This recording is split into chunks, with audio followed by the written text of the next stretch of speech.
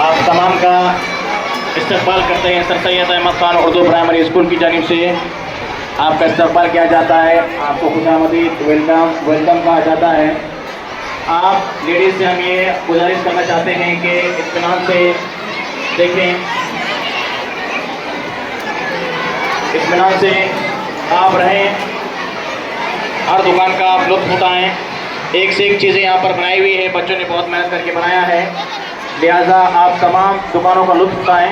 वाजिब दाम में मिलेंगी आपको, आप उसका लुत्फ़ उठाएँ और अपने घर पर भी पार्सल लेकर जाएँ। ये तमाम पेरेंट्स हम दरख्वास्त करना चाहते हैं कि इत्मीनान से रखें, कोई गड़बड़ ना करें। बहुत बातें हैं।